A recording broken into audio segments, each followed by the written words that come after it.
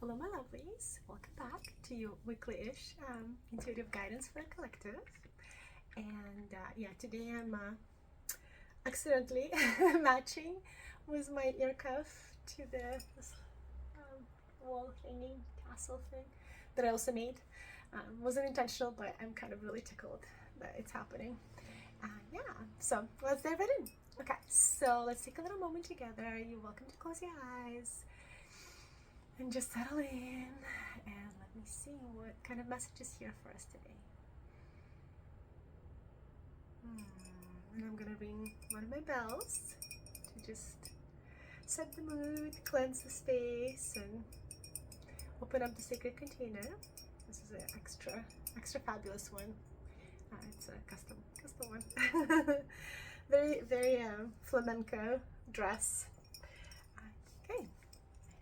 Let's see. This is a very experimental pendulum.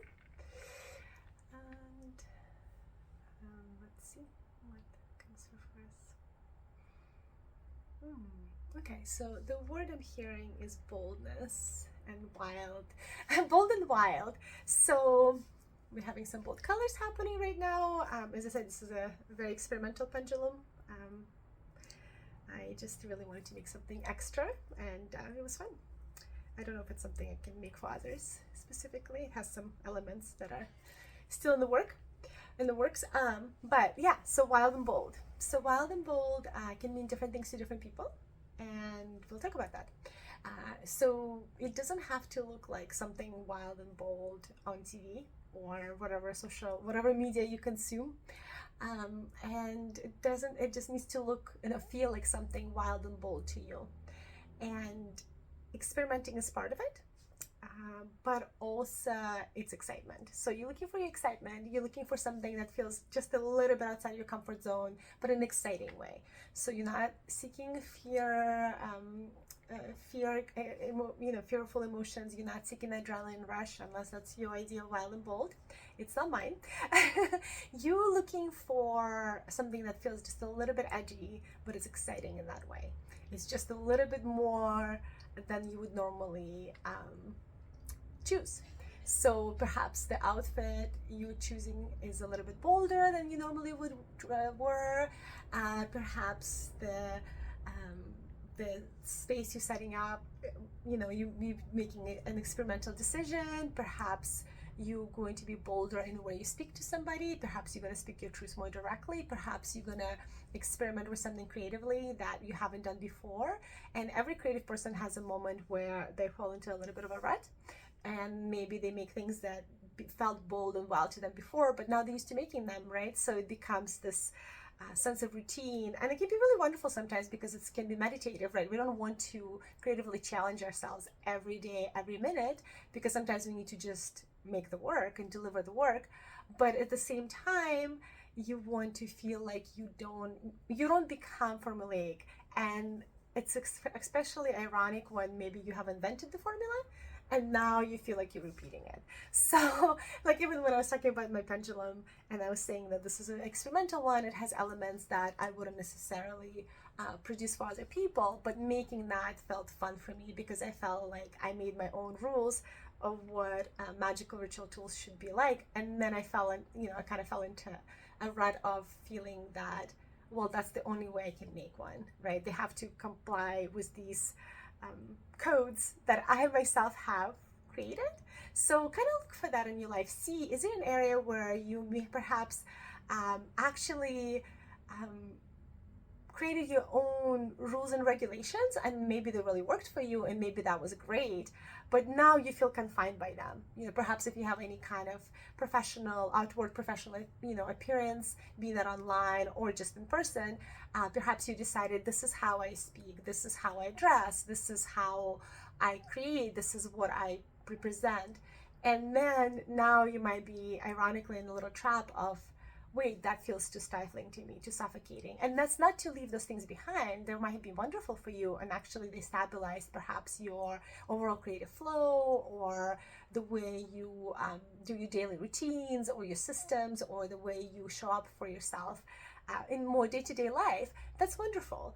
but maybe there needs to be like a little bit more wiggle room for an experiment, for something that you can decide again that something new is still you, that something fresh or something you maybe didn't even used to like is now part of your creative palette.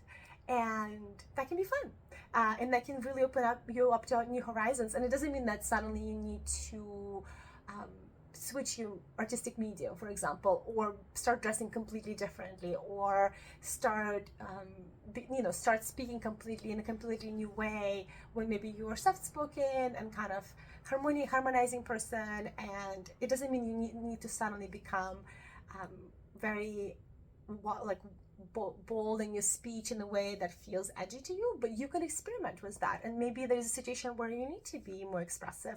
Maybe you need to speak your truth in the more elevated tones. That's okay. That doesn't mean you're not being yourself. You're actually exploring the edges of who you are, and that's a creative process, and that's actually a process of life. And life actually explores the edges of what it is all the time, right? It's just keeps changing in the ways that no one can ever truly completely predict. So you don't want to feel static and stagnant, because there's a difference between kind of meditative stability and actually putting yourself in the corner and suffocating yourself creatively, or just as an expression in the world.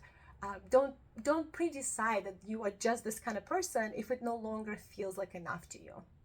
Don't decide this is the only colors I use, this is my only palette, metaphorically or literally, and I cannot veer off this path. I cannot step outside of that, because it's going to, it's going to start feeling stagnant. And the wild and bold feeling, the whole point of it is to reconnect you to the feeling of being alive and the expression of that. And that's never going to be the same thing throughout your whole life. It's just going to change. And that can be really fun if you are co-creating that, collaborating in that process. So, for example, I'll give a funny example. I love bold colors. I love jewel tones. I love saturated tones. I love wild hues. I mean, I love colors like this, bright red, you name it, all of these. And sometimes I kind of call colors, kind of muted colors, beige. I call it like the beige lifestyle. And I'm not necessarily judging it. I just don't relate to it. I don't relate to the desire for a very muted like lifestyle, like very muted color tones and very muted expression in general. I just don't, it doesn't resonate with me. And so that's the boundary I kind of set was my creative expression. But then I just got this really fun beige top thing, and I really love it. And it actually feels experimental and interesting to me, and it makes me look at colors in a different way and what works with it and how to offset it. And it doesn't mean I'm going to start liking beige now, or I'm going to paint my home beige color, beige tones or gray tones. It's just not who I am, and it's okay. And it's also okay for some people to be that way too. But it felt fun to have a rule and then break it, because it's my creation and I get to decide what I do with it. So I hope this encourages you to be more bold in your choices. And again, it can look like something else. So for me, being bold actually looked like wearing something beige. That still is very my version of it. So remember that if you're going to do something that isn't quite how you are, it's really run away from me. It's how you are, then you can do it your way. So you kind of add it into your arsenal, bring it into your palette of other things, and then mix it together and see what's there for you. What kind of fresh fusion combination happens that might really just bring a burst of inspiration and creativity into your life and into the way you interact with the world. So I hope that was helpful. And here's my non-beige bell. But I think beige is also has a place. So yeah, and ultimately it'll make you feel more expansive in the world, and like you don't quite know what's out there for you, and that's always a lovely feeling. So lots of love, and till we meet again.